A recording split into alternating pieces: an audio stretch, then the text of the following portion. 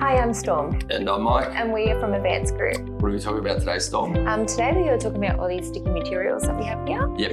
And what are these generally used for? For manufacturing signage. Yep. What is it made out of? This particular one is a PVC, so self-adhesive PVC. So there's 3 different types of vinyl materials for making signs. This one's a polymeric. You can also get monomeric or cast. So it goes in order of cheapest, most budget, and probably not as good for manufacturing signs would be the monomeric. And then the good material that we like to use a lot in our workplace manufacturing signage is polymeric. And then there's the next step up, which is cast, which cast we would only use for either vehicles or ultra long use or premium prints. So it's can be sometimes, 5 to 10 times more expensive than the other ones. So, we don't tend to use it in most cases just because of its inhibitive price costs, but it is always nicer to print on and always nicer or better to work with when you're putting it on a vehicle, has less shrinkage and a few other properties, so longevity, etc. So this particular one we would use the most, and there's less conformability with the monomeric and the polymeric, but because the polymeric lasts a lot longer, then it's going to be better for most signs. So that's why we'd choose to use it. It can cost up to 5 times more than the monomeric. However, because it has a lifetime range from 3 to 7 years, guaranteed, depending which manufacturer you buy it off, it's a lot better than monomeric, which would have a 1-year guarantee for most applications, which would be suitable with monomeric, perhaps if it's in a temporary use, like real estate signage or promotional signage in a shop front or a shop window or something like that. However, because of the shrinkage of the monomeric, we tend to steer away from it unless it's specifically a budget application that we're trying to meet somebody's budget. Does this generally get applied onto glass? Yep, glass, plastic, metal, aluminium. Yeah, they're the main surfaces, painted surfaces. When you're sticking a sticker onto painted surfaces, though, you've got to be very careful because there's different grades of adhesive. So if you have a budget or middle of the range vinyl, it might not stick to some paints. In fact, it might not stick to a lot of paints because they'll have substances in them such as silicone and Teflon and things like that. All those type wash and wear type paints, and a lot of internal wall paints can be, matte and satin finish, acrylic type finishes where the adhesive just doesn't bond well enough to those sort of painted surfaces. So it's one of those things when a person's ordering a sticker off us or a sign off us, we always want to know what's it getting stuck onto. Well, obviously we should probably ask, or the customer should advise us, what's it getting stuck onto if it's stickers, because we don't want to give you the wrong type of adhesive, and then if it's falling off, a week or a day down or 3 weeks down the track, then obviously it's a pain in the neck for everybody. It costs money, time, efficiency, and everything else. So that's a little bit of the background of the adhesives on the vinyls, and also the materials. Now, there is one other type of material that signs can be made from, which is polyester. However, we don't tend to use it very much. It does have a few different properties, like it's stronger and stuff, more abrasive resistant than vinyls, but we don't really use it much. Maybe 5% of signs that we make might get made with polyester. So, but we don't really need to discuss it because it's probably almost never brought up, I don't suppose, in a conversation, hardly ever. Yeah. How long would this generally last outside? It's obviously water resistant and everything. So this particular one has a 5-year minimum lifetime guarantee. We have others here which have 10-year, but again, they're different sorts of vinyls. So, you know, when it's a run-of-the-mill sort of mid-range average type vinyl, we would expect around 5 years. That's the minimum. So if we do manufacture anything with a sticker or a vinyl from our company, then, you know, we wouldn't expect it to last right on that 5 year mark. It could, depending on how much sun it goes, whether it's inside or outside, it could last, you know, 10, 15, 20 years. But as a guarantee, 5 years for this sticker. Yeah. Yep. What's the best way to apply it? I think we've got other videos on how to apply stickers on our website and on our channel. So possibly we won't talk about that too much in this video. There's a backing, obviously, with the vinyl. There's the adhesive side and the front side of the vinyl. This sort of stuff we would normally cut out when we're with a machine, which we call a plotter. So the machine just cuts just as deep as to the backing, and then we can peel off everything that we don't want, which we call weeding, and then all we're left behind with is the message or the image or the pictogram or whatever it is, and then we can use some transfer tape to put that either onto whatever substrate that we like. Yeah. And so that's probably all we need to discuss about the black vinyl, I guess. Sometimes you'll find stuff has a different color adhesive. So it might be black on one side and white on one side, or black on one side and white on the other. We probably don't need to talk too much about that. Although I guess when it's white on the front and black on the back, it's often because that's called a blockout vinyl. A lot of vinyls are semi-transparent. So, you know, if I was to put this white sticker over the top of another sticker, any of these stickers, or over another thing anything that's behind it, you can't really see how transparent it is. It won't probably show on the video, but it does actually ghost through anything that's behind there. So there is a vinyl that you can get which has, for example, it would be, instead of white on the back of here, it would be white on the front and then black on the back. Yeah. And it's thicker. So that's what we call a blockout vinyl. We could probably, there's no point putting a graphic on the screen, but yep, that's probably described well enough anyway. So while I've got this one out, we'll talk about this one. This one is for digitally printing. So this is an offcut, but when we have the full rolls, they're normally a lot longer. So the typical roll lengths that we have at our work are normally around 1370 or 1600 mil. And then we would print onto the vinyl. Then the machine can either cut it out, or we could cut it out on the table when we're manufacturing and laying up the signs. And then most of the time we would laminate over the top of this. So this is the gloss laminate. We don't have a matte laminate. Oh no, sorry, this one is the gloss laminate. We don't have a matte laminate with us, but there's either gloss or matte laminate.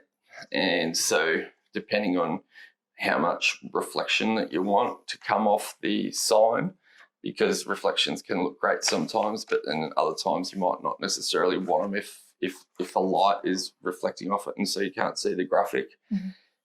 It's pretty rare, but we do get that request sometimes to have a matte laminate, but most of the time the gloss is fine.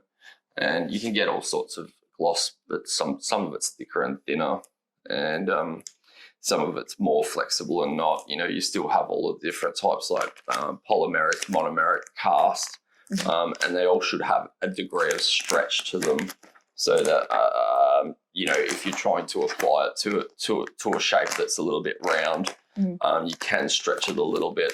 The best for stretch though would be the cast, not necessarily the polymeric, which this is polymeric, but the cast is obviously a lot more expensive. So, do we possibly offer putting it on for people?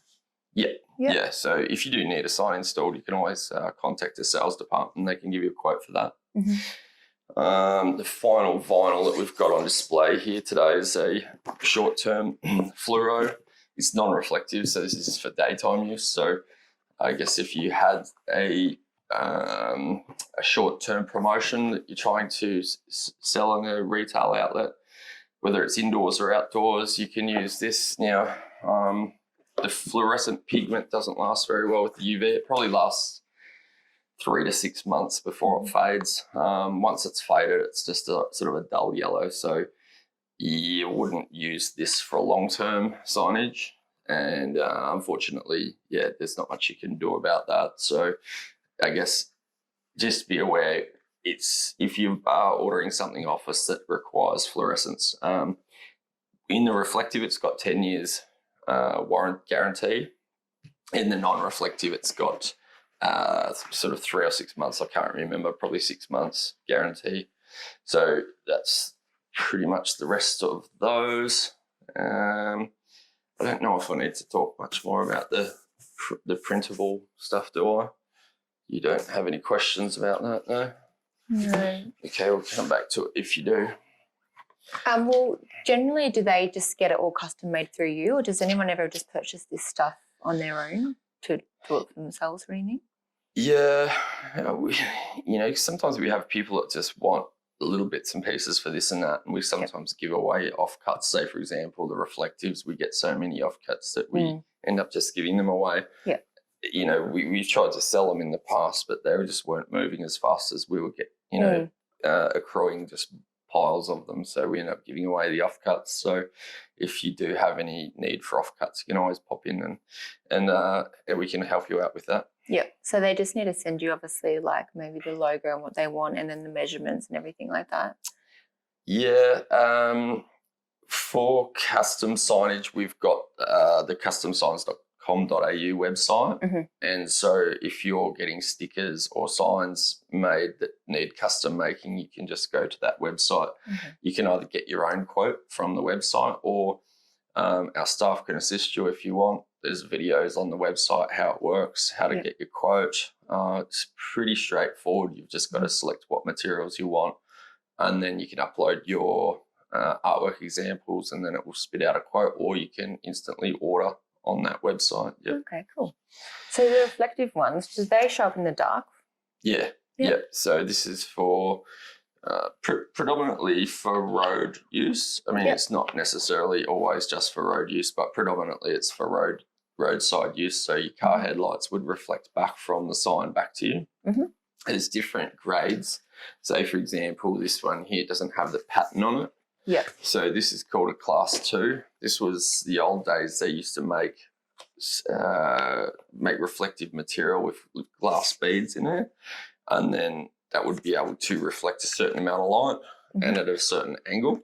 So as technology has gotten better, the amount of light that gets reflected back is more, and the angles that it can reflect back is more. So say, for example, if you're heading down the highway or the freeway and the sign is on the shoulder, then your headlights are sort of, spreading out at a certain angle. And if these are able to reflect back at a greater angle, then the headlights will be able to help shine the off the sign and cut the light come back to you so that you can read the sign at an angle. Yep. So that was class 2. So that's called, they call it a glass bead type technology. 3M's terminology might be something like engineer grade. This sort of other stuff is called prismatic or micro prismatic. So there's sort of a 3-dimensional shape, which is the base layer of the material, and that sort of is able to, again, capture the light coming into there and then help it spread out at an angle when it reflects off it. So there's different colors, there's different types. Most of this stuff is either class 1W. Actually, I think all of these are class 1W. There is class 1, and then there's class 1A, there's a few other classes. And so some people might call some of these a diamond grade. So this particular one has a diamond pattern on it.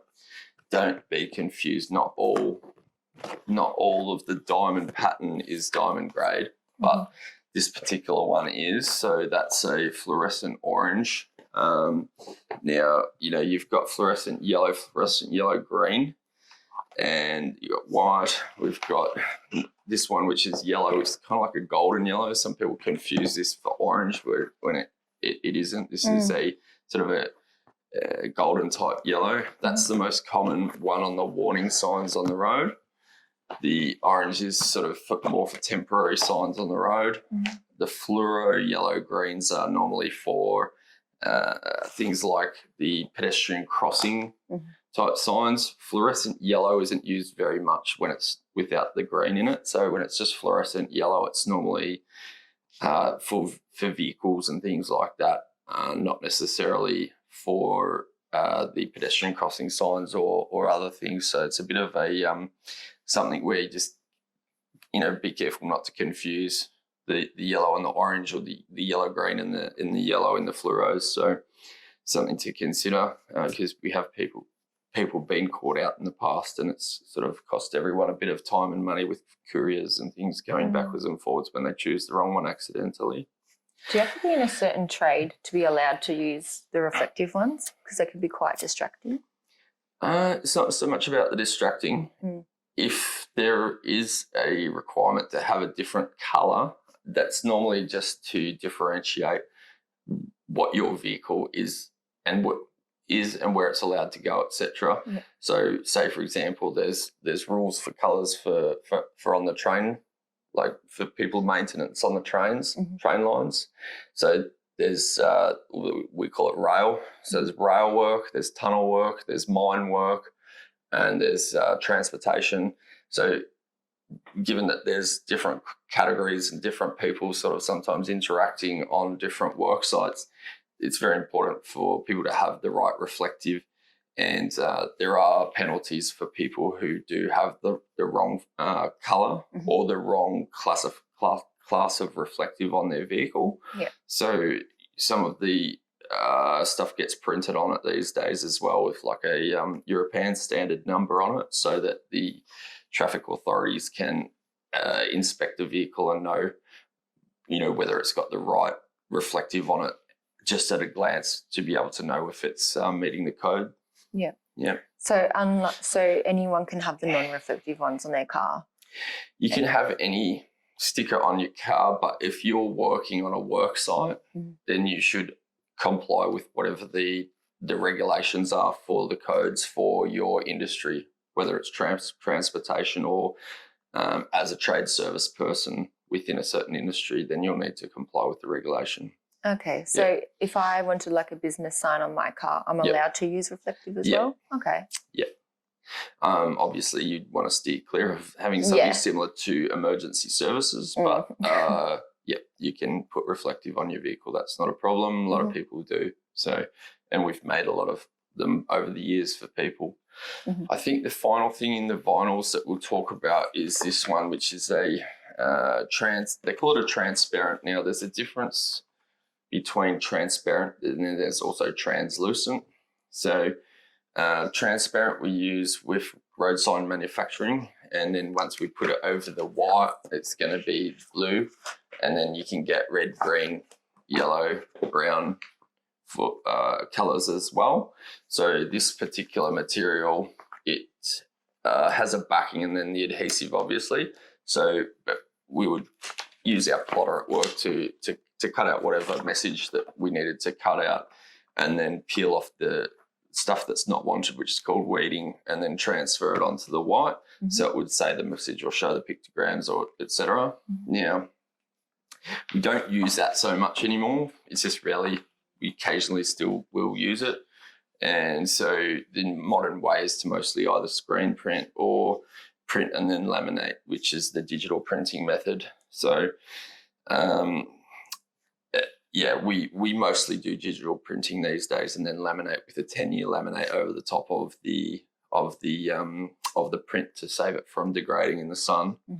And then as far as the transparent and the translucent goes, the translucent we would use for doing somebody's light box signage. So if you had a shop front with an awning and then a light box that hangs underneath it that says, hairdresser or whatever it is, then we would use a vinyl which is like transparent, but it's actually translucent. And then we would cut out whatever message and stick that onto the opal acrylic, which people call perspex. And then we'll put those inserts into the light boxes.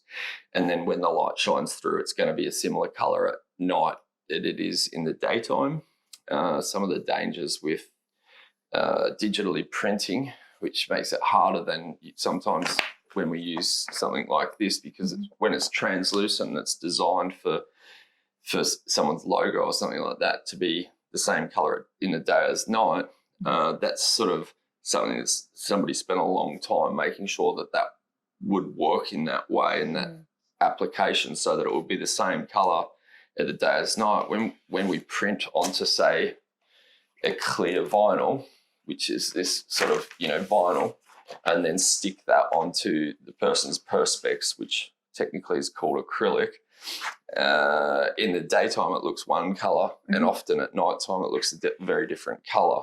So sometimes there can be a lot of trial and error trying to print multiple times onto a piece of vinyl to make sure that in the daytime it looks the same color as the nighttime. It never does exactly, but it is something which can get people a bit caught out, where you would assume it's going to look the same at night. But then because of the thickness of the ink that's being laid down onto it, it can significantly, dramatically be different. So it could be either lighter in colour and therefore look a different colour, or darker in colour. So typically it's lighter.